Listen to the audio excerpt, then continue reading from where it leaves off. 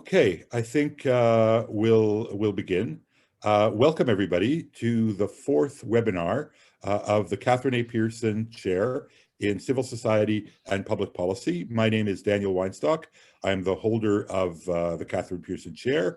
I'm also a professor in law, philosophy, the School of Public Policy, and the School of Population and Global Health. I've been the holder of the chair for about a year and a half now.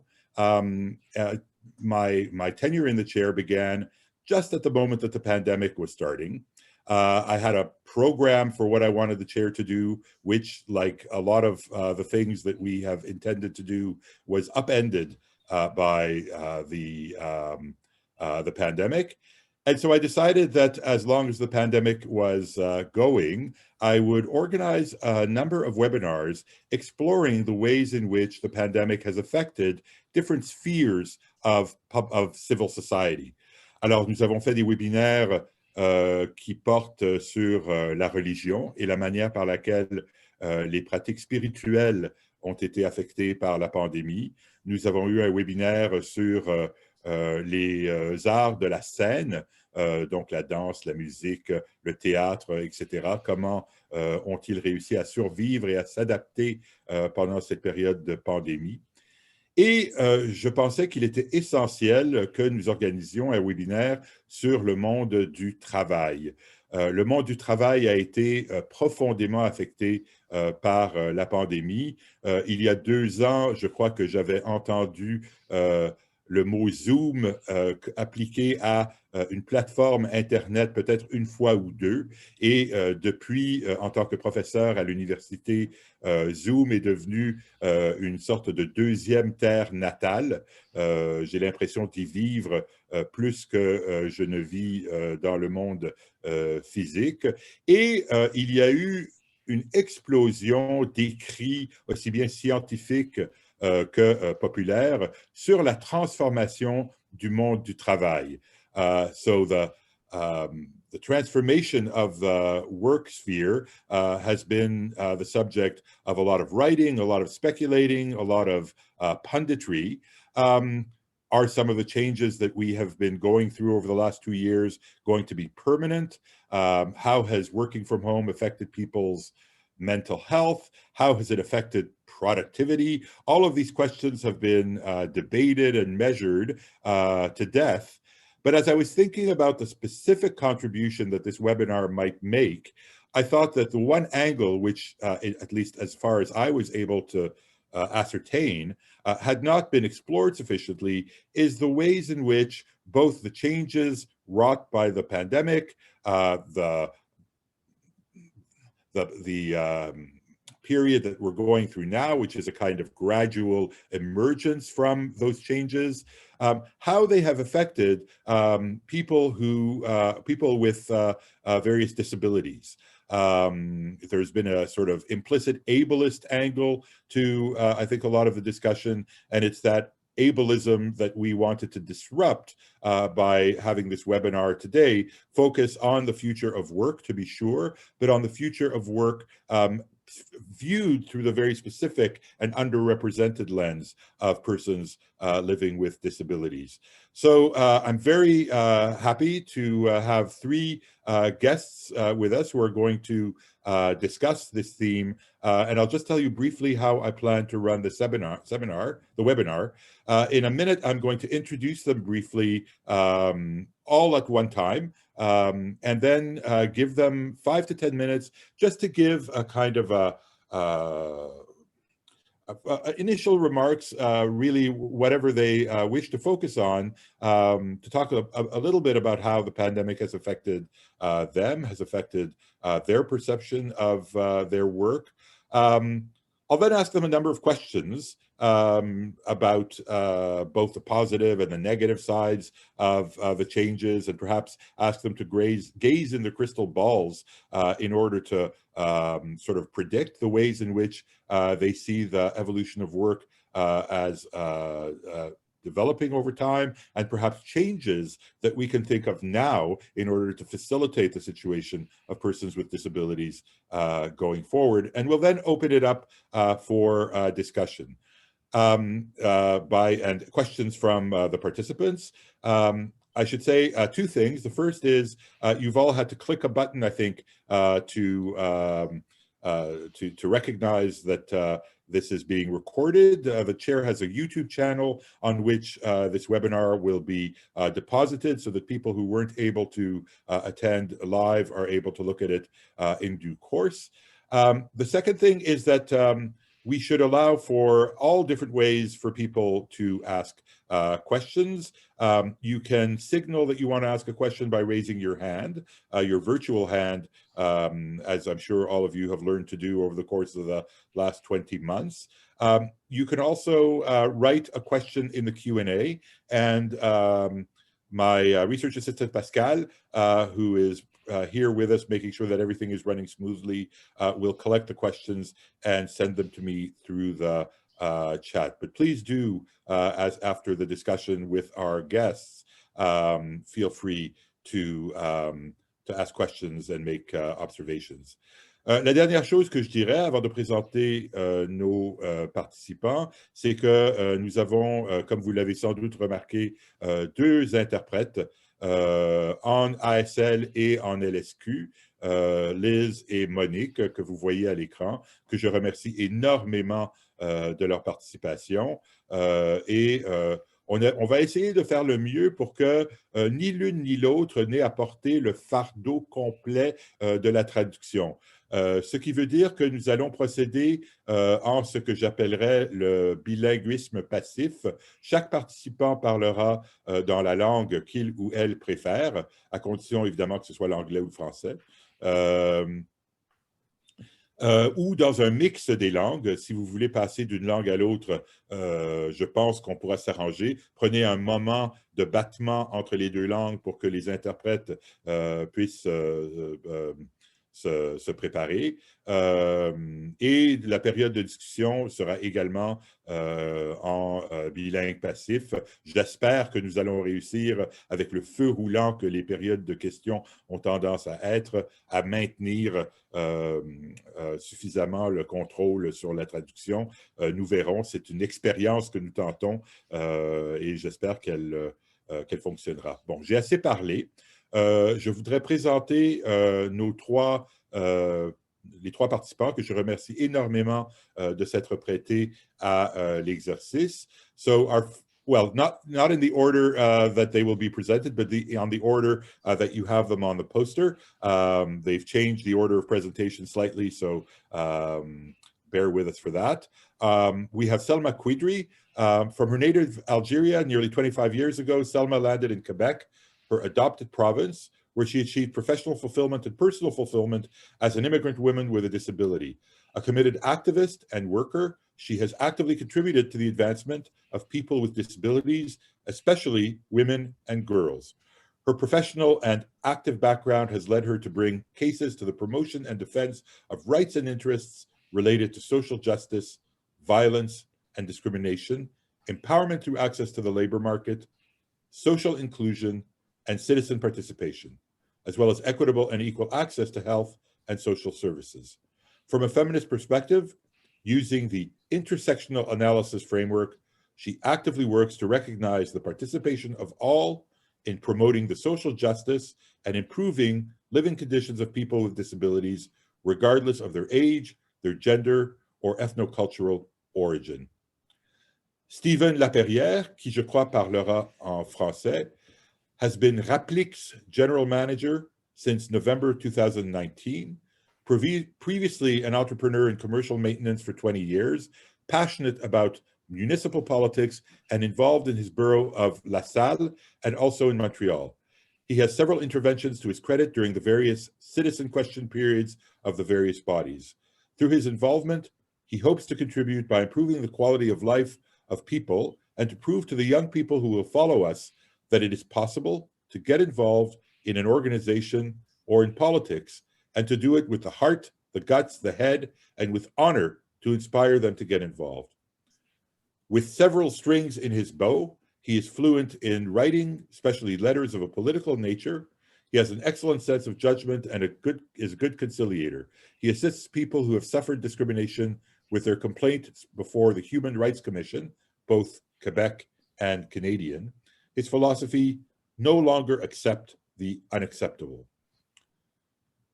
Our third speaker, who, if I understood correctly, will be speaking first, is Dr. Jules Smith, who is an advisor to the Board of Directors of the National Educational Association of Disabled Students.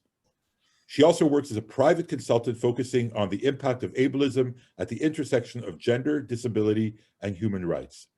Jules completed training with Disability Rights Promotion International in 2009 and completed the Women's Human Rights Institute 6 weeks training in 2012.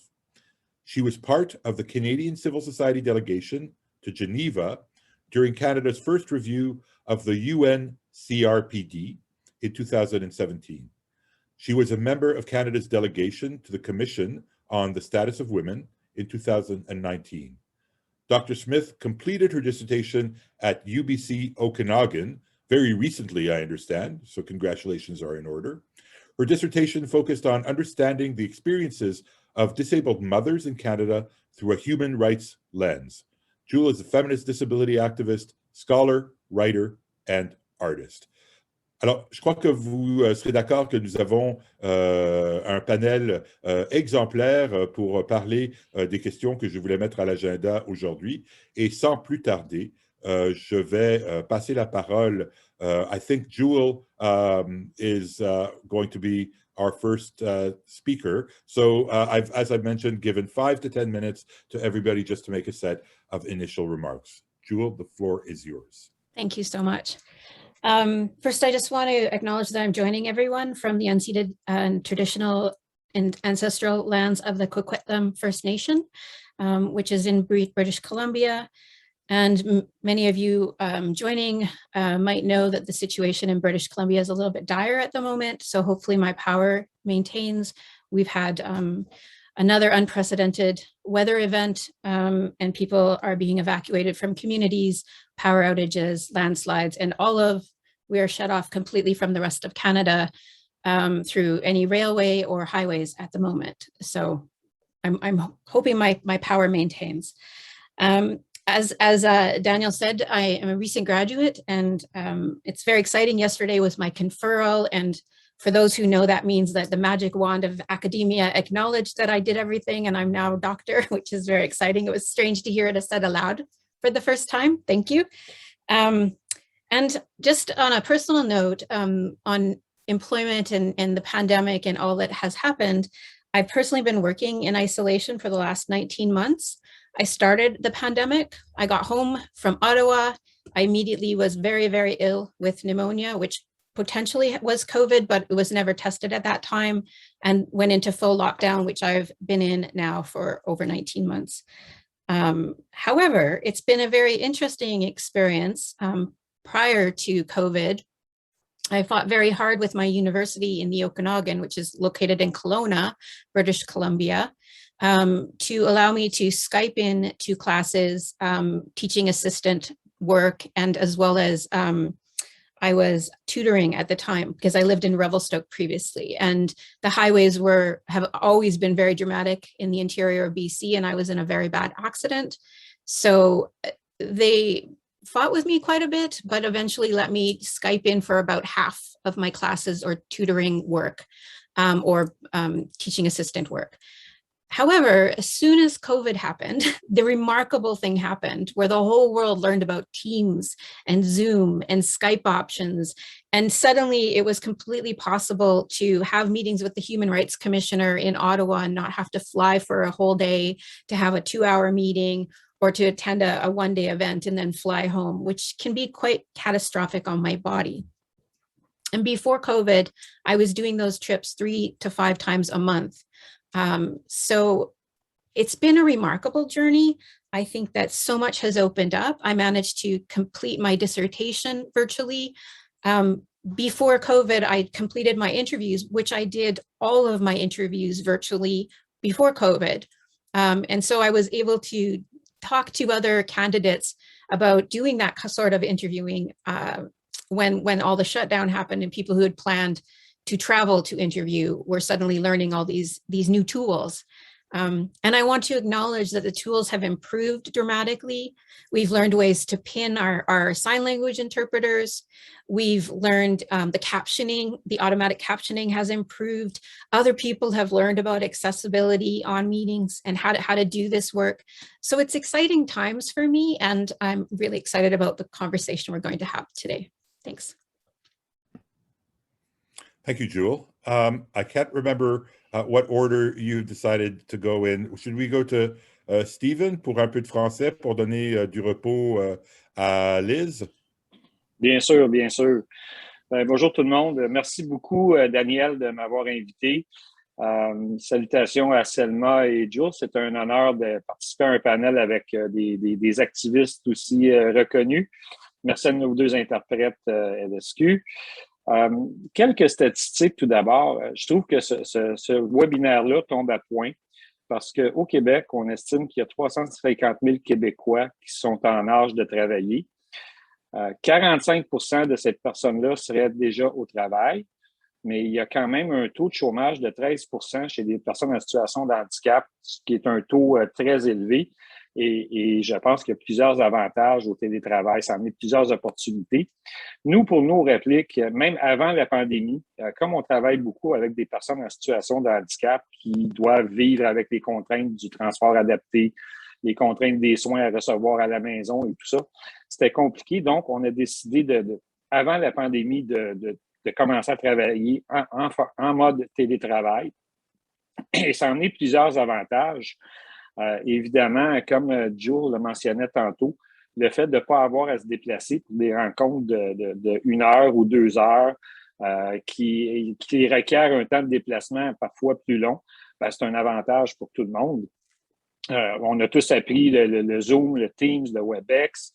Maintenant, aux répliques, nous faisons nos conseils d'administration à chaque 2 mois, nous les faisons par téléconférence, par Zoom. Même chose pour les conférences auxquelles on participe, comme aujourd'hui. Et nos assemblées générales annuelles aussi, nous les faisons par Zoom. Et je pense que dans le futur, ça va continuer en mode hybride, c'est-à-dire qu'il va y avoir une participation en mode virtuel et en mode présentiel aussi, parce que l'échange est quand même important en personne. Mais il y a quand même des personnes handicapées pour qui c'est plus difficile de se déplacer. Alors, pour nous, ça va être la façon de procéder. Je pense que les derniers 18 mois nous ont prouvé que le télétravail est un mode de travail plus que convenable et réaliste et qu'il est possible d'atteindre les mêmes objectifs, autant et même des surpasser en travaillant à domicile. Donc, il y a plusieurs avantages. Il y a quelques désavantages aussi. Dans le RAPLIC, l'acronyme du RAPLIC, c'est Regroupement des activistes pour l'inclusion au Québec. Mais dans le mode télétravail, si on ne fait pas attention, si les employeurs ne portent pas attention à ça, un employé peut se retrouver isolé. On aura l'occasion d'en reparler dans la discussion.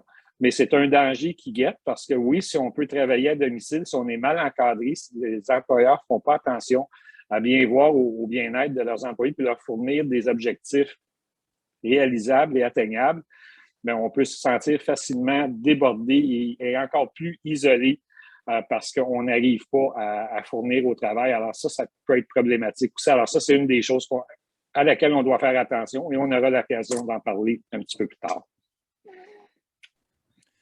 Merci beaucoup, Stephen. So there are a couple of themes. Unsurprisingly, both of our first speakers have already started doing the work of the next few questions. And I just wanted to put my finger on two themes, which I would like us to talk about at greater length later, which fall on the more negative side of the changes that the pandemic has brought about for work, which have to do first, I mean, Stephen did talk about the advantages, which have to do with not having to, and Jules did as well, sometimes great distances for a very short meeting, with all of the inconveniences and hardships that involves. But on the negative side, Stephen mentioned two things that I'd like to pin for further discussion, which are first, isolation, and second, I'm looking for the English word to translate débordement, a feeling perhaps of being overwhelmed by the work that one has when one is working by oneself in front of a computer screen. And so I want us to explore both of those themes and others perhaps as well on the negative side of the ledger, but also start to think also about ways in which these predictable sort of downsides of télétravail, of virtual work, perhaps can be addressed and alleviated. Selma, je vous donne maintenant la parole. I don't know, I can't remember which of our two languages you're going to be speaking in, so surprise us. Surprise you. Je vais laisser Lise se reposer un petit peu encore plus. Je vais parler plus en français pour l'introduction, si vous le permettez. Donc, je vais juste suivre ce qui a été dit par Jules et Steven. Merci de m'accueillir aujourd'hui avec vous dans ce panel très, très riche, je le vois déjà. Donc, comme vous m'avez présenté, je vais avoir une perspective plus féministe, intersectionnelle aussi à cette discussion aujourd'hui aussi. Steven l'a mentionné avec des statistiques intéressantes. Moi, j'ajouterais aussi une statistique, on veut avoir plus de données, encore plus. Le Québec compte quand même plus de 1 million de personnes en situation de handicap et aussi le Canada, en fait, 23% de la population canadienne est en situation de handicap aussi. C'est des données de 2017. Et il faudrait aussi comprendre que plus de la moitié sont des femmes présentes dans cette population, ce groupe de population, plus de la moitié sont des femmes et plus le vieillissement arrive, plus la présence du handicap est importante aussi chez les femmes plus que chez les hommes. Donc, ce que je ramènerai ici, moi-même, je suis une femme en situation de handicap aussi, visuel. La pandémie nous a attrapé un petit peu où j'ai été quand même travailleuse autonome, conférencière aussi, mais plus maintenant je suis cofondatrice et directrice générale de l'Institut national pour l'équité, l'égalité et l'inclusion des personnes en situation de handicap. Ce qui est intéressant dans tout ça, c'est que le milieu des personnes handicapées a milité depuis des années pour le télétravail, pour permettre, avant la pandémie, pour permettre aux personnes en situation de handicap d'acquérir et d'avoir des opportunités de travail valorisantes, mais avec du temps partiel, à travailler, avoir des journées à faire du télétravail, ce qui n'était pas permis dans le milieu. Je peux vous dire que moi, personnellement, d'une perspective individuelle, j'ai vécu le télétravail bien avant la pandémie. J'ai expérimenté personnellement le télétravail, surtout dans le milieu des organismes communautaires, surtout des organismes de femmes, où il était permis quand même de concilier travail-famille, travail-handicap. Souvent, on le ressortait, travail-handicap, parce que on a souvent parlé des besoins des personnes en situation de handicap qui ont besoin de services à domicile, donc oubliant le 8 heures du matin, souvent arriver au travail comme tout le monde, le transport adapté comme l'a mentionné Steven. Donc, mais les personnes handicapées ont développé aussi des aptitudes extraordinaires à faire du télétravail, à combiner les deux situations. Donc, la pandémie n'a pas été une surprise. Le confinement n'a pas été une surprise horrible, le télétravail. Et d'ailleurs, il y a eu des appels au niveau canadien, québécois et même international à faire travailler, en fait plus à travailler, collaborer avec les personnes handicapées pour comprendre les perspectives, pour comprendre aussi les astuces à développer, parce que la population, la société en général s'est trouvée surprise du jour au lendemain, confinée, à devoir travailler de la maison, ce que personne ne s'attendait, c'est pas tout le monde qui était habitué à cela. Donc les Zooms et compagnie, personnellement, je connais ça depuis 2008 ou autre, donc on fonctionnait toujours de cette façon-là. Ce n'était pas une surprise, sauf que ce qui a suivi, c'est tout l'isolement que Steven avait parlé, c'est aussi les personnes handicapées se sont retrouvées à perdre des emplois aussi, mais à en gagner aussi d'autres opportunités qui se sont ouvertes positivement, qui se sont ouvertes pour elles, parce qu'il était possible maintenant de combiner le handicap et de dire, d'accord, on va vous accommoder encore mieux, mais les aides qui pouvaient être disponibles pour les personnes handicapées n'ont pas suivi. La littératie numérique n'a pas été là non plus. Les formations qu'on devait faire dernière minute, vite, pour être prêt, sans comprendre les besoins des personnes handicapées, dépendamment de leur déficience ou de leurs besoins particuliers. Ça, c'est à discuter. Donc, c'est dans la relance que ça devrait être encore plus pris en considération. Alors, ce n'était pas une surprise. Il y a eu du positif comme il y a eu du négatif. Donc, je pense que c'est dans cette approche-là qu'on aimerait en discuter plus. Voilà. Merci beaucoup, Selma. Thank you very much, Selma. So a couple of things that I will pick out of Selma's intervention. I think, like our two previous speakers, pointed to some of the advantages that working from home. French, it's rare that French has a more compact expression than English to refer to something, but télétravail really doesn't have its exact equivalent. So I'll use working from home. So a couple of points that I want to highlight from Selma's remark. The first, which a dimension that we hadn't talked about yet, which is the gender dimension of disability. The fact that the majority of persons living with disabilities in Canada are women, and also the extra complication that aging populations brings to the fore.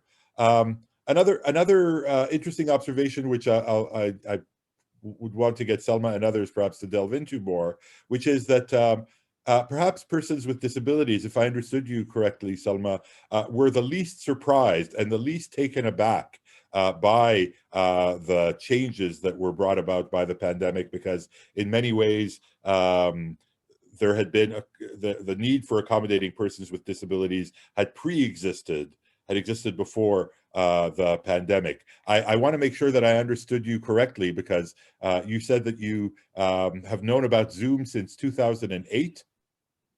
Yeah, of course. C'est dans ce sens-là surtout que je voulais dire. Les accommodements n'ont pas suivi beaucoup, mais je veux dire le télétravail, working from home was something not new for people with disability.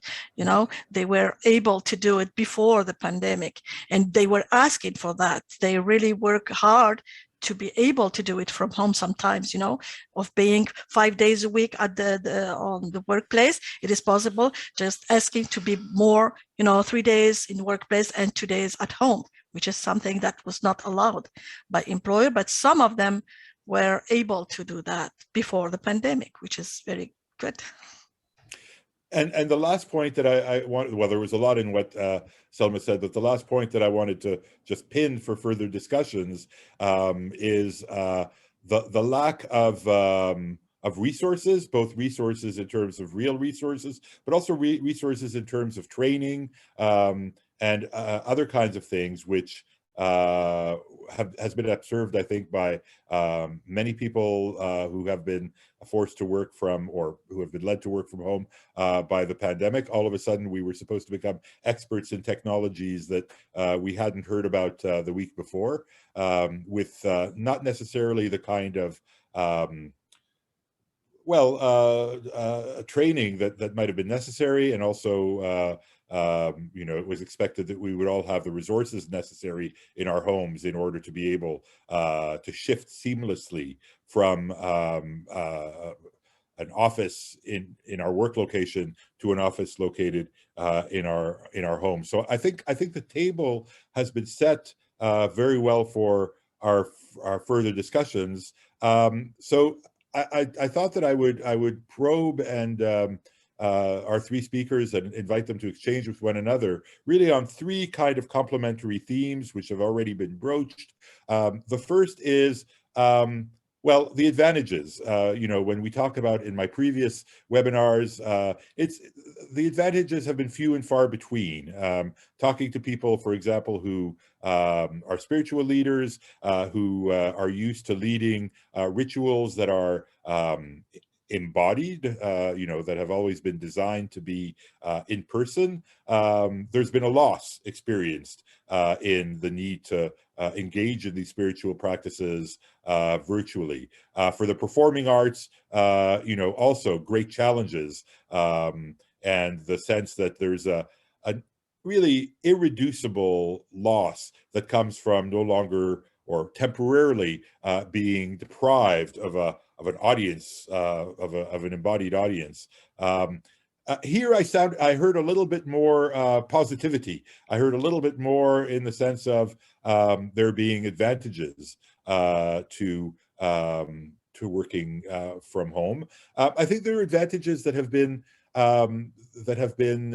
noted broadly. I remember seeing an early report according to which the worry that a lot of employers had that their workers would become less productive, putting that word in scare quotes, proved to be without foundation. People ended up being very productive and perhaps even more. I'm guessing because as the borderline between home and work erases completely, people perhaps spent even more time than they did before in front of their computers, rather than leaving their offices at 5 o'clock and calling it a day. So there are obvious advantages to working from home that have to do with mobility, but perhaps I'll ask our speakers to probe a little bit more deeply and ask beyond mobility, beyond the question of, I no longer have to travel halfway across the province to have a 1 hour or 2 hour meeting with the Human Rights Commissioner. What are some of the other perhaps some of the less expected advantages or positive aspects that working from home, working remotely has given rise to? So we can go in any order that we want. I see that Jules has already raised her hand. So Jules, why don't you start us off? Sure. I mean, there's so many I've been experiencing, but I've also witnessed, such as it's a very practical thing. But before the pandemic, my work office was at a university down here at the coast of BC that had only one fully accessible washroom in most of their campuses.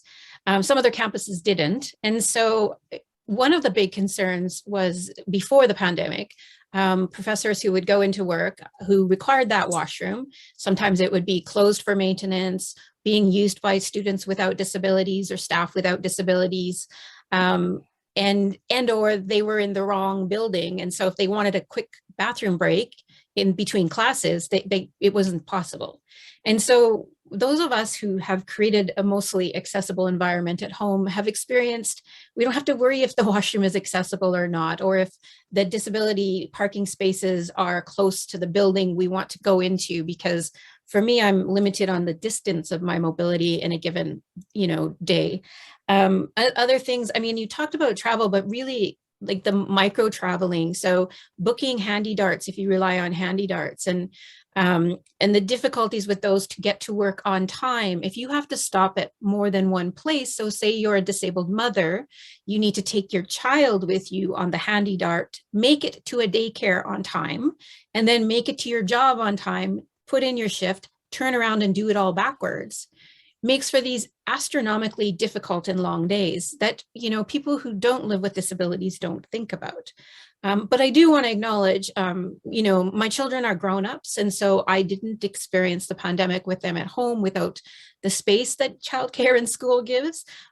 So I want to acknowledge that for some women that became more difficult and is problematic. But those are just two of my thoughts, and I'll just hand it back over to my colleagues. Okay, I'll go on if I may. I think one of the best advantages for persons with handicap is being able to work from home and receiving the home care that they need. Because if you need to go work outside, you need to arrange your home cares around your work hours. Whereas when you work from home, you'll have the possibility to still have your home cares at the right time and not affect your work. And you don't have to decide between working and having your home cares.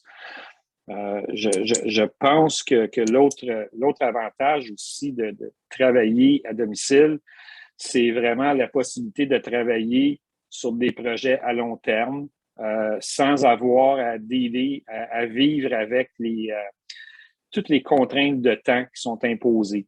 Je pense qu'encore là, je le mentionnais tantôt, je pense que les employeurs ont un rôle clé à jouer dans dans ces horaires-là pour les employés afin de définir et bien établir c'est quoi les livrables et les objectifs réalisés. Et finalement, I think that one thing that's very rewarding for handicapped persons with handicap is to be a part of a team, of a company, be part of a project, being part of something important. That breaks the isolation, that makes you proud of doing what we're doing, and it gives you a sense that you contribute to society. So I think those are non-negligible advantages, and it's important for everyone, because I think the confinement, last year's confinements, have given a taste to the non-handicapped persons of because if you don't work or here in Montreal.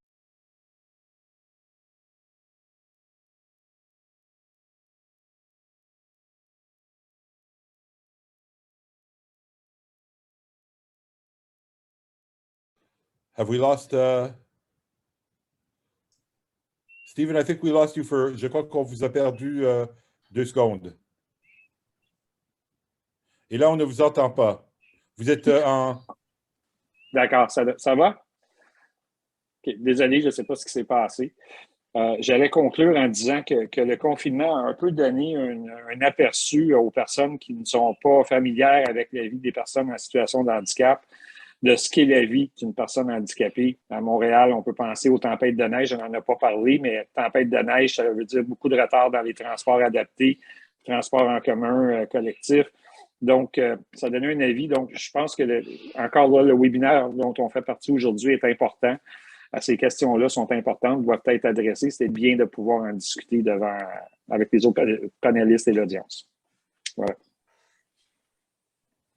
Selma, je vais vous laisser la parole pour, je ne sais pas s'il y a encore des choses à dire. I don't know if there's still things to say after Jules and Stephen, but are there any positive aspects that haven't been mentioned yet that you would like to Moi, bring out? je pourrais ajouter surtout, bon, la mobilité est très importante, et ne pensons pas juste aux personnes avec un fauteuil roulant qui se déplacent en fauteuil roulant. La mobilité est pour toutes les personnes en situation de handicap, même si elles sont handicapées visuelles ou autres, parce que on voit juste le fait du télétravail enlève l'anxiété à des personnes, par exemple comme moi, où par exemple l'hiver, je dois quitter beaucoup plus tôt parce qu'il fait noir beaucoup plus tôt, puis c'est pas assez de lumière, donc c'est dangereux pour la personne. Alors, juste ce stress-là était parti. Travailler de la maison, ça nous enlève beaucoup. Donc, la mobilité est un point très, très important pour les possibilités. Mais j'ajouterais aussi les opportunités de travail aussi pour les personnes en situation de handicap qui se sont avérées. Des employeurs commençaient à regarder à ce groupe de population comme étant elles ont du potentiel aussi. Ils ne peuvent plus dire que ben là, il va falloir que je rende mon environnement adapté à cette personne et ainsi de suite. Et puis, non, c'est que on va offrir l'adaptation à la maison et puis la personne peut travailler de chez elle. Donc, il y a moi, ce que j'ai entendu pour les personnes qui m'ont déjà parlé, beaucoup d'opportunités de travail auxquelles elles ne pensaient pas se sont ouvertes à elles. Donc, le marché du travail commence à changer et on l'espère pour le mieux, pour inclure beaucoup plus. Donc, moi, j'ai vu plus un peu de désavantages, on en parlera tout à l'heure, mais j'ajouterais les opportunités de travail qui étaient beaucoup plus présentes pour les personnes en situation de handicap. So a couple of important points that Selma brings out that have to do with the lessening of the anxiety related, and I think this was something that Jules mentioned as well, planning, especially in rugged conditions like we have all over this country, whether in Quebec or in BC, makes planning of getting around much more complicated, whether it is by using the adapted transport facilities that we have. Jules, I'm assuming that the DART is the BC equivalent of transport adapté. These things just don't show up at a moment's notice. One has to plan, and one has to plan around things like snowstorms and other severe meteorological events that are becoming more and more frequent, which adds a level of stress that is taken away when one doesn't have to engage in this kind of planning. And the other point that I thought was important in Selma's, well, everything is important, but that I want to pin is perhaps opportunities, employment opportunities that have arisen that perhaps wouldn't have been there previously for persons living with disabilities. So, les trois, vous avez dépeint un portrait d'une situation qui comporte quand même un certain nombre d'avantages, au niveau évidemment le plus évident ayant trait au transport, mais également à d'autres facteurs qui sont peut-être moins évidents là, à l'œil nu. Steven a mentionné le fait de pouvoir disposer de son temps et de pouvoir travailler sur des projets à long terme d'une manière peut-être un peu plus efficace que quand on est au bureau. En passant, je crois que c'est un facteur, bon, le nombre de nuisances, parfois agréables, parfois désagréables, avec lesquelles on a à composer au bureau, c'est quelque chose que nous vivons tous, et on se rend compte parfois que le temps devient beaucoup plus... on peut utiliser le temps de manière beaucoup plus complète quand on n'a pas à composer avec ces nuisances. But now, I'd like to turn us towards some of the perhaps more problematic sides, and with a view also to thinking about ways of remedying them to the extent that either because of the continuation of the pandemic, or because the realization comes to employers that it's actually a good thing, both morally and perhaps even from a business point of view, to allow people to have different ways of working, either kind of hybrid or working completely from home, thinking about ways in which to remedy these problems. So there are a few that I've heard about, which I'm very curious to probe. One, of course, has to do with isolation. Working from home for a lot of people means working without... One of the reasons we go to the office is to be with others, to be able to gossip, to be able to have those informal meetings around the coffee machine or the water cooler, and just be around other people. We are a social species, at least that's what we're told. And maybe there's something about going to the office that feeds that gregarious impulse that we have, which is more complicated when we're working from home. So isolation was one theme. There are also issues to do with resources. Are we, one of the things which I've been concerned about is to what degree will the perpetuation of working from home mean that a lot of costs, a lot of responsibilities for organizing oneself in such a way as to be able to work in these new environments just be dumped into the backyard of people, and essentially we get to a situation where the pandemic is a wonderful pretext for employers to cut costs, which is something that we probably want to avoid. So I'd be maybe we could start with the well, whatever issue you want to raise. I see Jules has her hand up, so I'll go to her first. Sure.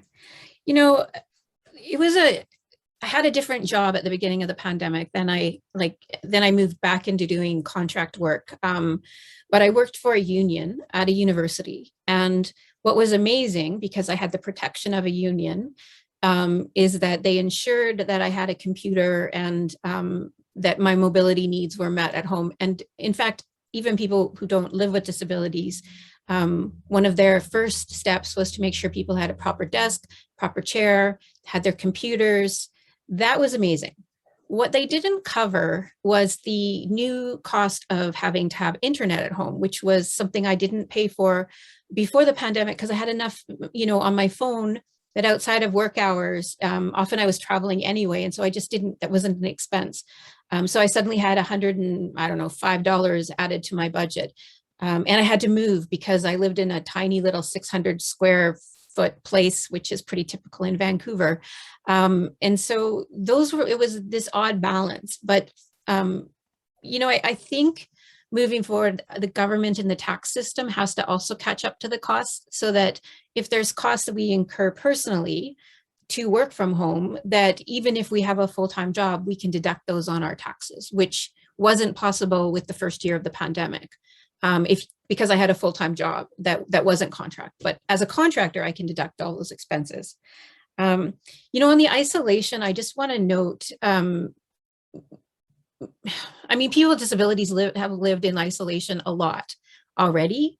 And so there were some openings because of this newfound interest in Zoom and Teams, and, you know, being able to have face-to-face. So for example, about 3 times a week, I have coffee with a friend over Zoom to try to, you know, alleviate being in isolation, something that's outside of the meetings that happen all day long. So I think, you know, we just need to be more creative. And one of the things that I do have concerns about for people who maybe choose to continue to work fully from home is being overlooked by bosses who don't see you doing busyness at the office. Because, you know, if you're just quietly producing the work and nobody's witnessing it, sometimes I think it's like, you know, if a tree falls in a forest, nobody notices. And so I think it's really important that employers rearrange how they think about moving people through the company, and acknowledge that, you know, people who are quietly behind the scenes deserve the same opportunities as people who are up front. So those are a few of my thoughts. Thanks. Steven, est-ce que vous avez tous les deux la main levée? Donc, seulement, allez-y, je vais y aller après. Merci. Je voudrais ajouter aussi, c'est que les avantages étaient présents, mais les désavantages aussi dépendent de la limitation avec laquelle on vit.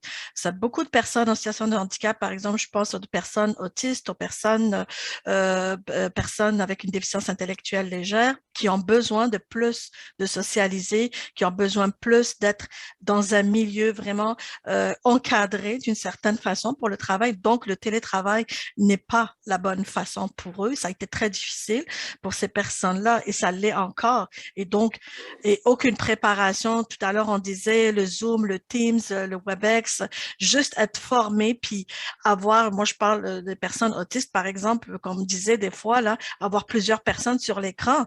Je ne suis pas capable de suivre une discussion, je ne suis pas capable de faire quoi que ce soit. Donc, c'est encore plus dérangeant pour les personnes. Donc, c'est que les employeurs, que ce soit les ressources aussi, doivent comprendre aussi les besoins de la personne. D'abord aussi, de discuter avec elle par rapport à ses besoins en adaptation. L'adaptation n'a pas suivi systématiquement. Certains, oui, ils l'avaient, comme je dis, connaissaient le télétravail bien avant la pandémie.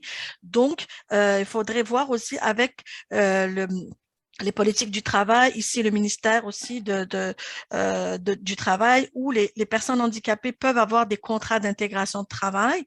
Donc, ils peuvent avoir des adaptations dans leur bureau de travail pour mieux les accommoder, pour compenser la situation aussi qui se crée pour le manque d'adaptation. Mais cela n'a pas suivi dans les maisons. Par exemple, si vous avez déjà votre bureau chez votre employeur, donc votre bureau à la maison n'a pas suivi systématiquement. Donc, ça a pris du temps pour que les personnes puissent avoir une adaptation adéquate à leurs besoins pour pouvoir être aussi performants qu'une autre personne. Donc, ça, c'était un désavantage pour les personnes, et ça l'est encore, et on espère qu'un travail énorme à faire avec les employeurs pour pouvoir changer la façon de voir, et les politiques aussi, au niveau des politiques gouvernementales pour le travail, ou que ce soit, c'est un travail à faire pour comprendre un petit peu les besoins ou discuter avec les personnes elles-mêmes, parce que souvent, on va se dire non, c'est l'entreprise, c'est l'employeur qui compte, mais c'est l'employé aussi, c'est le salarié en bout de ligne qui va offrir le service et qui compte pour nous. Donc, ça, c'est des avantages. Je parle aussi des femmes qui sont encore plus éloignées du marché du travail, en situation de handicap très, très éloignées, qu'elles soient immigrantes ou autres, très éloignées. Donc, la pandémie a été très, très dure pour elles. Souvent, des femmes qui se retrouvent avec des enfants en bas âge, à la maison aussi, où elles doivent dealer. Tout à l'heure, Jules le disait aussi, on a tout dealé avec ça, mais avec la pandémie, ça a été plus compliqué aussi, où les ressources, par exemple, les services de garde étaient fermés, où on ne pouvait pas se déplacer. Et je pense à des parents aussi avec des enfants handicapés aussi, où ça a été très difficile de devoir faire du télétravail avec un enfant, avec des besoins. Donc, c'est quand même énorme. Et les femmes handicapées ont vécu ça, et ça l'est encore. C'est assez dur pour elles pour pouvoir aussi revenir, même si c'est en mode hybride, ça va l'être aussi plus compliqué pour elles. Donc, moi, je pense que c'est important de faire un travail en profondeur, de regarder vraiment ce que sont les politiques actuelles, de travailler forcément avec les employeurs, avec nos différents décideurs aussi, pour que les choses changent, pour que les personnes puissent continuer à participer socialement et économiquement. Aussi, je pense, ne serait-ce que la participation sociale, le fait de faire, par exemple, tout à l'heure, Steven nous disait, pour les conseils d'administration, on encourage les personnes à participer dans la gouvernance, à être aux tables de décision, mais il faudrait qu'ils aient les moyens aussi, chose qu'on n'a pas pensé et qu'on ne pense toujours pas à leur offrir. Donc, et puis aussi, pensons aussi les violences aussi que peuvent vivre les personnes en situation de handicap, l'isolement, l'anxiété et les femmes surtout qui ont vécu des violences chez elles aussi, de la discrimination, mais personne n'en parle ou ça n'a pas sorti dans les journaux ou autres, on n'en a pas parlé, mais c'est des choses qui existent réellement et les ressources ne sont pas là pour les soutenir. Et en dernier point, c'est l'anxiété pour le retour plus ou moins à la normale, la reprise, la relance. C'est une anxiété énorme pour les personnes en situation de handicap parce que rien n'a été préparé, rien n'a été discuté avec elles pour leur dire qu'est-ce qui va être par la suite. Et ça, c'est très, très dérangeant pour les personnes. Voilà, c'est ce que je voulais ajouter. Merci. Merci, Selma. There was a lot in what Selma just said. And before I hand over to Stephen, I just want to put my finger on a couple of themes. By the way, I should say that the initial webinars that I did only lasted an hour, and I felt that a sense of frustration after each one because we never got to the bottom of a lot of the issues. We never got to delve with them. We're getting up to an hour now, and we have another half hour to go. And I'm very happy that we decided to move to an hour and a half format. But I have a feeling that we won't get anywhere near, completely sort of dealing with the issues that we've faced with. So Selma raised a number of issues which I again want to put on the table. One has to do with the very different kinds of disability that we really need accommodation for.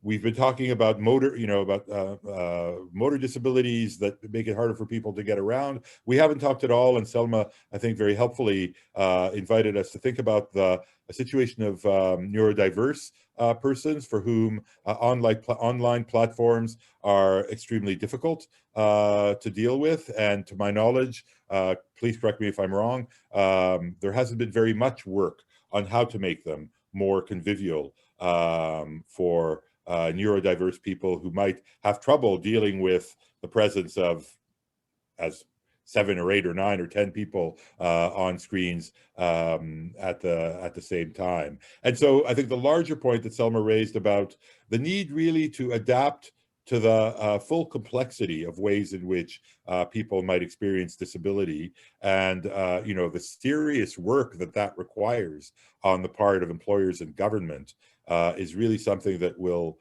be following us well beyond the time of the pandemic. One issue which I think is an enormous one that Selma raised has to do not just with persons living with disabilities, but persons living with kids with disabilities who have been from one day to the next and for a long period of time charged with conducting or being a bigger part that they're used to in the education of their children with disabilities. And the other issue, which we haven't touched on either, is the greater vulnerability that persons with living with disabilities, and perhaps in particular women living with disabilities, have to various forms of inside the home discrimination and even violence. So I know I didn't do justice, Selma, to all of the things that you said, but those are some issues to put before us that seem to me to be ones that we absolutely need to keep front of mind. Stephen, à vous de prendre la parole pour ce côté plus négatif, peut-être dans la langue de votre choix. J'ai perdu le compte là pour savoir si Liz ou Monique travaillent plus fort que l'autre. Donc, je vais vous laisser répondre dans la langue de votre choix. Je vais essayer de faire un mix des deux langues pour partager ça. I think that the first thing that I note from all our discussions is that working from home is a fairly new game and a new level of a new field of play for everyone. And Selma raised it. Government policies have to be adjusted. There's no question about that. Employees have to deliver the work as they should, but a big part of responsibility falls on the employers also, because if the interaction between the employer and the employees is not as it should be, or is not as good as it should be, you don't have that sense of belonging to a company. Especially if there's little or not much social activities, corporate activities, if there are none, where's your sense of belonging to a company?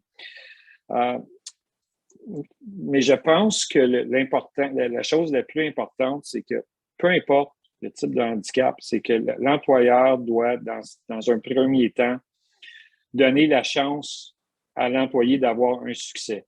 C'est-à-dire doit fournir évidemment l'équipement adéquat, que ce soit ordinateur, logiciel, tout ce qu'il faut, application, doit donner la bonne formation en lien avec le travail, doit définir avec l'employé quels sont les objectifs réalistes, les instructions claires et les moyens techniques pour y arriver, lui donner les moyens techniques pour y arriver. And I would have also, I think, a very important issue is to encourage the employee to be part of the process, of the decision process, of projects, of creation, ideation of projects. And like Jules said, the other very important part is that when you work from home, you can easily have the feeling that you're overlooked, that your work is not valued because you don't get that pat on the back or you don't get that word of encouragement. And so that has to be done, but also you have to supply promotion opportunities within your company, within the work. So a lot of responsibility falls on the employers, and for those responsibilities, employers have a lot to gain by having employees work remotely from home. Whether you think it's less space to rent for work, moins de déplacements dans le travail, ce qui fait sauver ce qui aide l'environnement.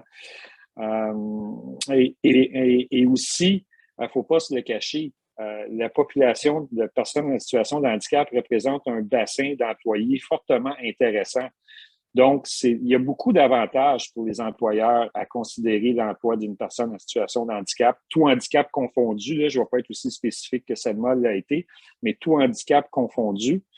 Et je souhaiterais que les employeurs ciblent autant les compétences acquises et les expériences vécues des personnes handicapées qu'ils donnent la même valeur qu'aux diplômes et aux autres reconnaissances, parce que les personnes en situation de handicap ont parfois un parcours qui est jonché de difficultés et à surmonter et qui leur donne une vision et des expériences différentes qui sont un plus pour tout employeur, en fait, dans n'importe quel domaine.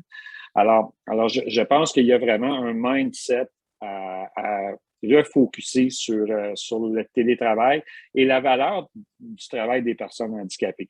Maintenant, je nie pas ce que Selma dit. Effectivement, quand tu es une maman avec des enfants handicapés, c'est une autre réalité, puis c'est plein de problèmes. Puis je pense qu'il y a autant de problématiques qu'il y a de personnes, qu'il y a d'individus, mais il faut en appeler à la bonne volonté de tout le monde pour laisser de la place à tout le monde, parce que dans notre société, whether you're handicapped or not. In our society, we want everyone to have its place under the sun. So we're coming to the end of the questions that I had wanted to raise with you, and there are already questions in the Q&A, which I want to make sure that we get to. Perhaps what I'll do just to end this part of our discussion is ask each of you a specific question that comes out of what I've heard from what you've been talking about, to do with the longer term. As we start, well, are we emerging from the pandemic or not? This is a question which I was just reading a report this morning that another variant has been discovered in France, and apparently the entire deer population of Canada is infected with COVID, which runs the risk of being a kind of breeding ground for new variants, because we're not vaccinating, obviously, the animal population of the province. So, you know, we probably are facing something like, to use the hateful expression that's been used time and time again, a new normal. And so I want to invite you to think about three things that, for me, have come out of your remarks, which maybe I'll start with Jules.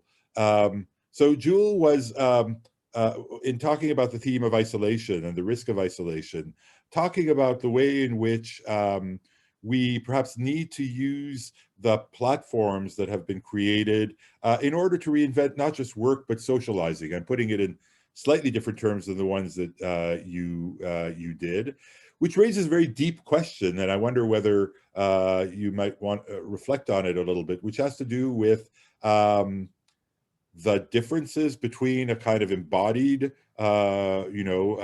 interaction and the kind of interaction that we can continue to have, including social interaction on Zoom. Is there something that we're losing, or can we recreate a sense of sociality through these media, which are becoming more and more familiar to us, and with which we might perhaps become more and more comfortable having dinner with people over Zoom or a drink? So feel free to talk about anything you want, but I thought I'd direct that question, Jules, towards you.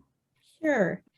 You know, I think about this a lot. I finally have an appointment with an allergist to start the process of testing safety for me and the vaccine, which could take months. When I was seeking a safe antibiotic a number of years ago, it took 3.5 months, 4 months for them to locate something safe. So I've thought about socialization and interaction a lot. And we live in Canada, where it's not always possible to go outside and socialize. I took advantage of the few good days we had in the summer where the air wasn't full of smoke, or, you know, people weren't being evacuated, and had some distance outside. But truly, Zoom and Teams and you know, social media itself has become a way of me having opportunities to just speak with somebody and share experiences. I'm a single woman, and I've actually had a couple of dates on Zoom. So it's truly, it's really important, and I hope we get better at it. One of the things I've thought about lately is, in the past, when we would have an event that we all would arrive at, there were these opportunities of coffee breaks and lunches, or after the meetings were over, going out for beverages and dinner together. And I feel like that's missing.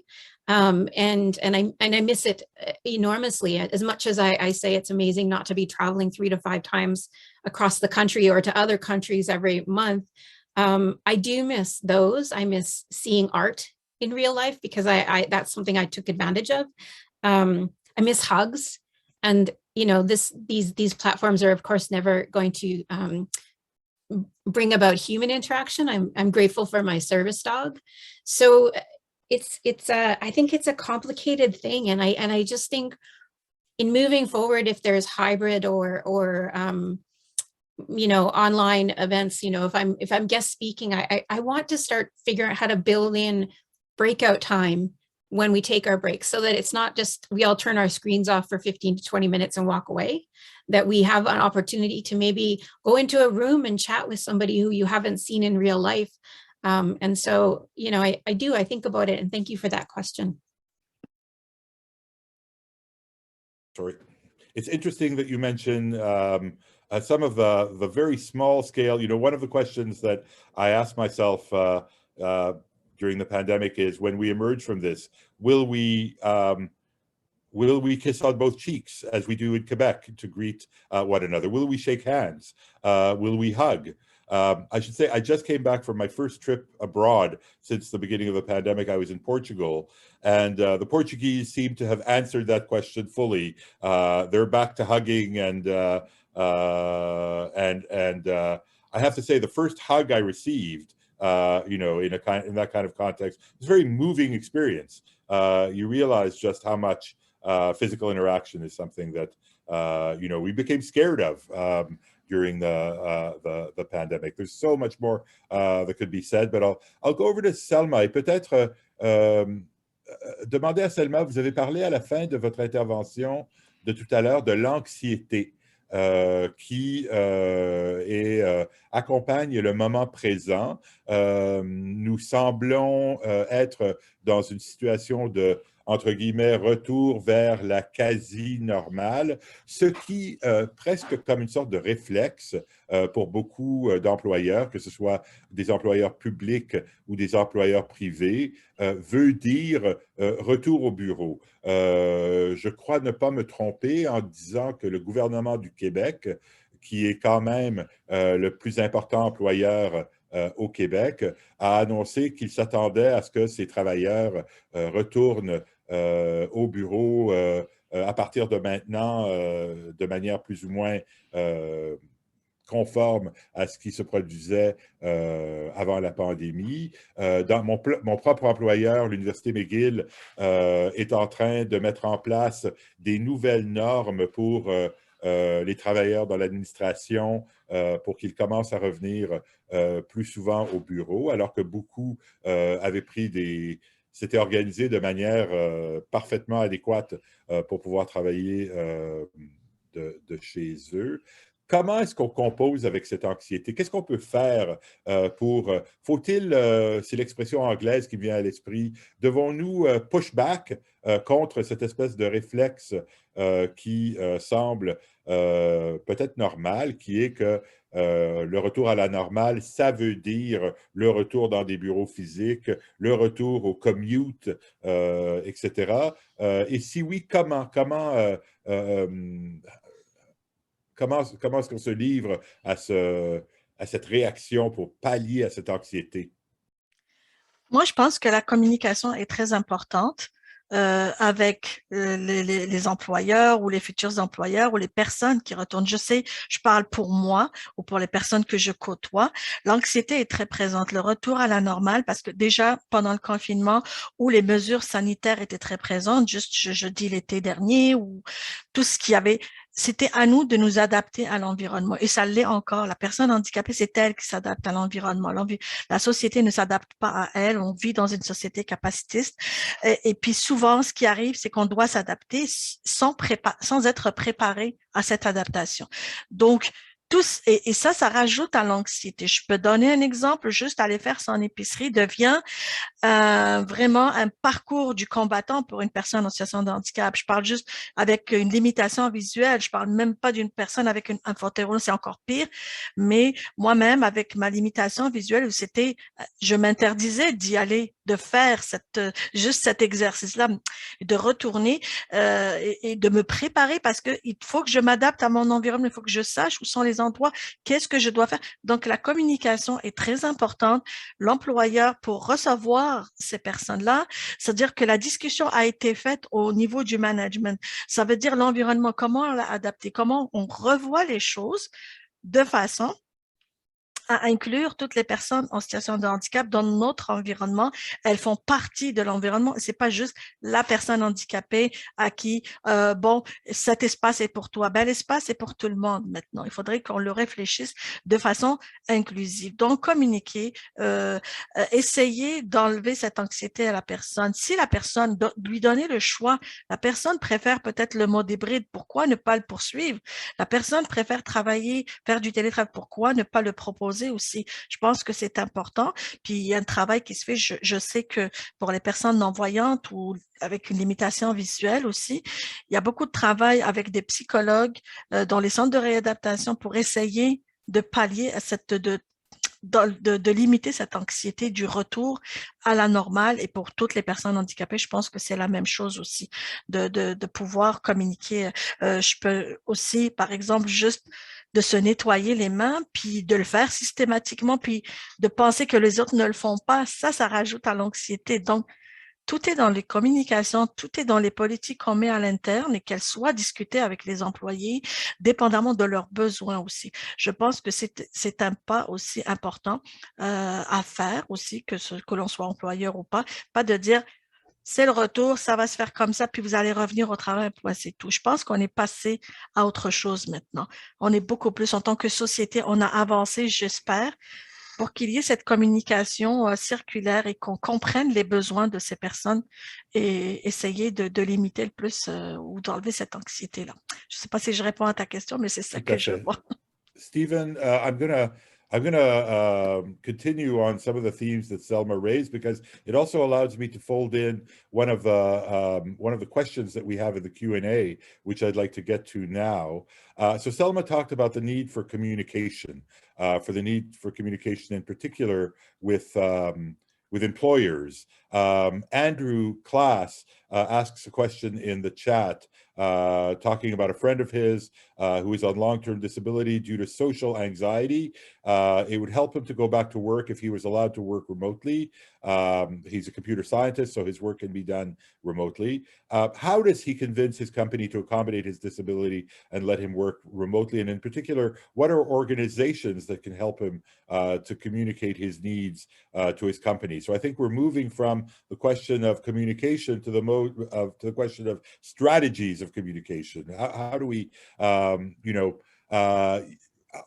of the themes that has come out a lot from the things that have been said is that it can be to the advantage of employers, both in terms of the workforce that they have access to, in terms of not having to pay for expensive office suites that are huge. And yet we find them sort of falling back onto old reflexes of maybe because they feel that they can better control their workforce if they have them right there before their eyes. So how do we communicate effectively with employers in order to get them to see that perhaps we have a lot of win-win situations that can emerge from the situation that we're in now? Well, that's a great question, and I think we've touched part of the answers earlier on, because like I said earlier, 20 months ago, not many people knew about working from home, and now I think time has proven that that when it's well done, when employers and employees are working together in order to get the work done, you can get as good results whether you're at home or at the office. So the key, and someone mentioned it, it's communication between the employers and the employees, and make sure that as employees, you have to be thoughtful of what your objectives are. But as an employer, as an employer, you have to take care of your people, especially nowadays, because this pandemic has been tough on everyone, whether you're a handicapped person or not. And coming back to work has to be done carefully. There's so many articles on mental health issues right now due to the return at work. So, and by now, when you to answer the person's question, I think a big barrier has been brought down the last 20 months by proving that work can be done from home successfully and thoughtfully. And after that, it's really a matter of, do you want to work at home? Do you want to work on a hybrid method? Because I think that's going to be the way to go for a vast majority of people, like 3 days at home, 2 days at the office. And I'd like to take the opportunity to say that while we reflect on how we're going to work in the future, It would be also time to reflect on how do we break the barriers leading to work for people with mobility issues. On peut penser, je vais aller en français un petit peu pour donner une chance à madame.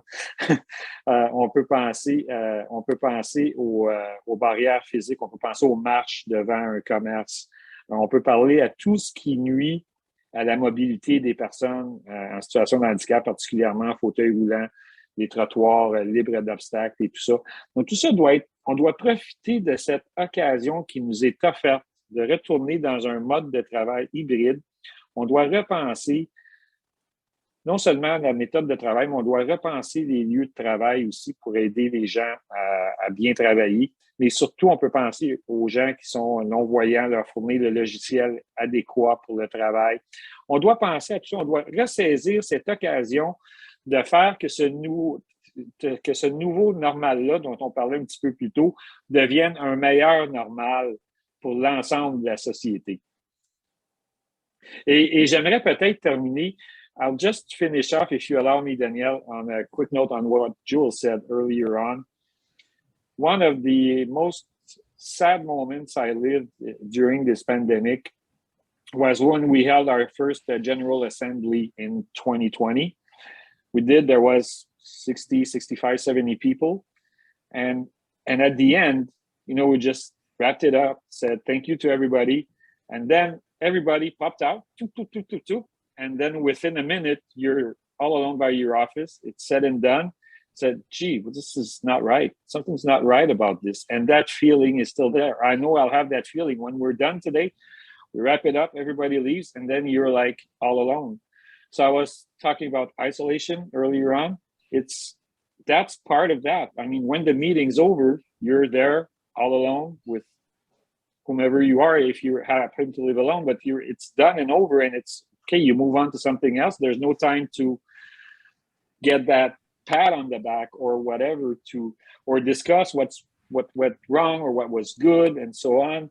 So it's part of the experience that we're missing now, and personally, I miss that part very much. I'm done. Thank you very much. Those are important aspects of the situation, and I was thinking about it even as you were talking, that in a few minutes we're going to say goodbye to one another, and that's right, we won't have those moments which we come to appreciate when we don't have them anymore, of having a quick chat in the hallways. We put on our coats, even if for a couple of minutes.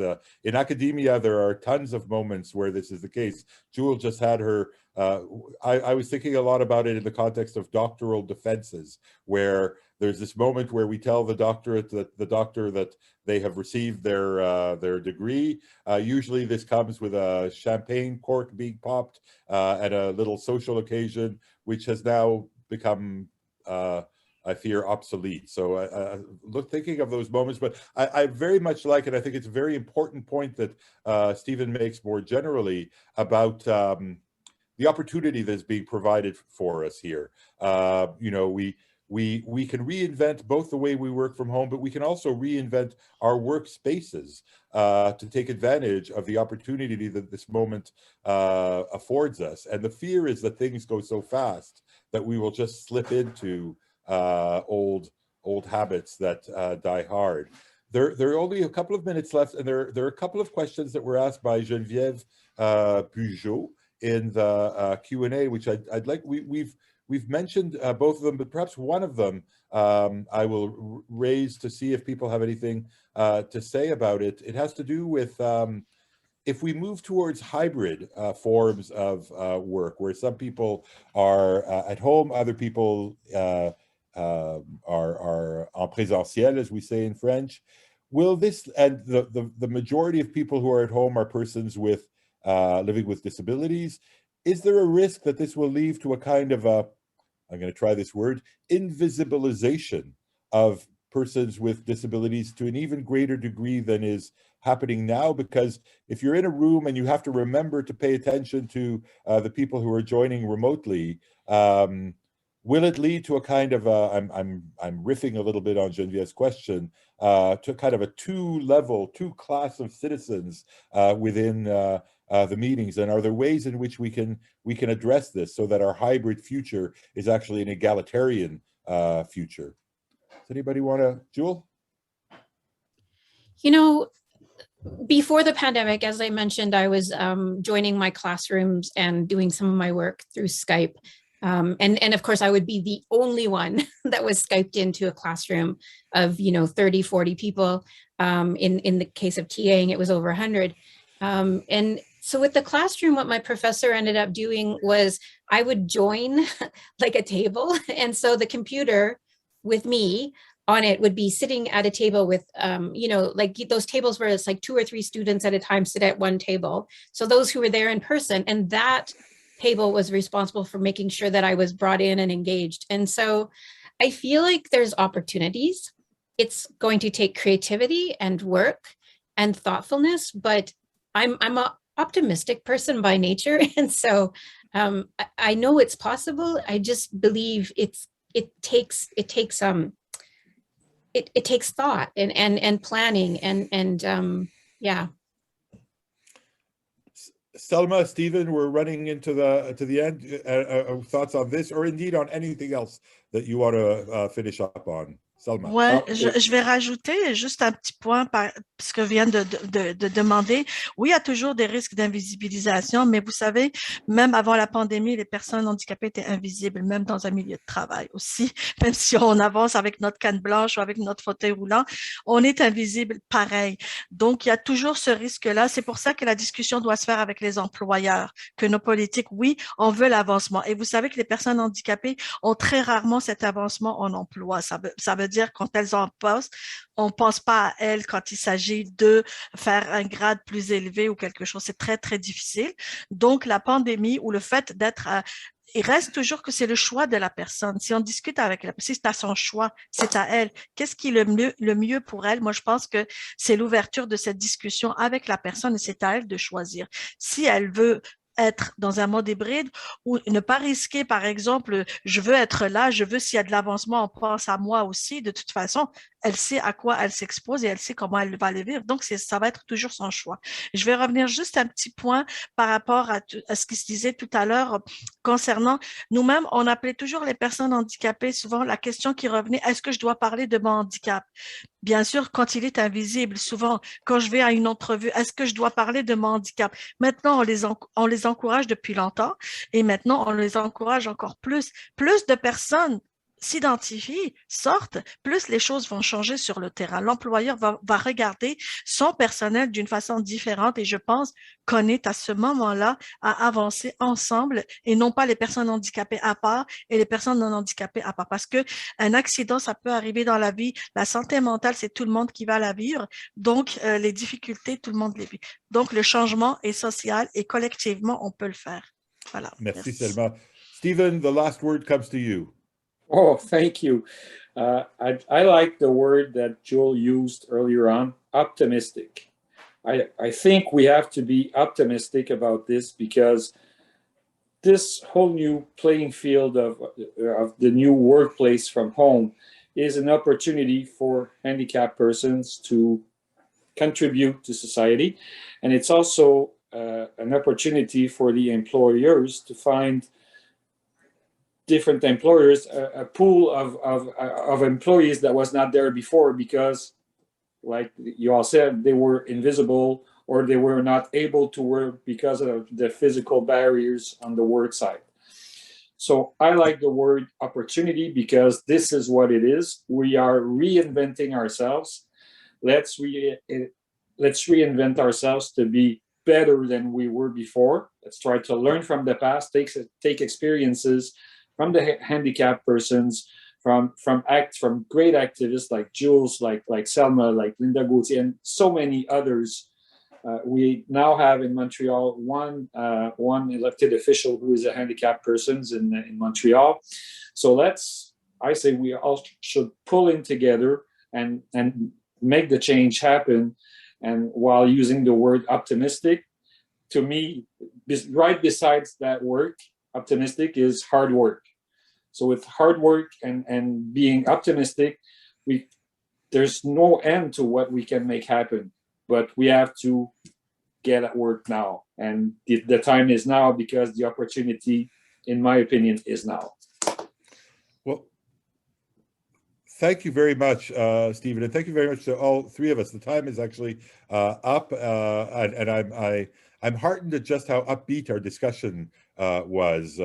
I think that all three of you see opportunity as much as you see obstacle, and I think that as long as we keep those opportunities before our eyes and engage our decision makers and employers as to those opportunities, that will end up making work better, not just for people living with handicaps, but for everybody, then it could be that we will emerge from the pandemic in a better place than we were before. I think it's a very optimistic note to end on. So I'd like to thank all three of our participants for your generosity and your time: Selma Cuidry, Jules Smith, Stephen Laperriere. I would also like to thank enormously our two interpreters who have been working really, really hard for an hour and a half. I feel tired just looking at you.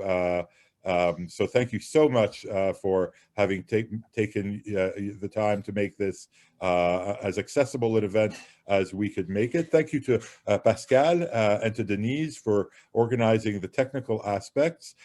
We will be placing this discussion on YouTube. Another realization that I have is that people actually use our YouTube channel and will come to listen in far greater numbers than we're actually able to make it for a lunchtime discussion. So hopefully your words and your thoughts will be able to percolate through for all kinds of people who might be in a position to help us move this very important agenda forward. I wrote all of you a little note in the chat, participants, saying that I would love to be able to debrief with you, perhaps over email or whatever way, after we've had this discussion. I don't want to keep you longer than I said I would, which is exactly 2:30 right now. So thank you again, and I hope to be in touch with all of you very soon. Thank you for having us. Thank you so much. Thank you so much. Bye-bye.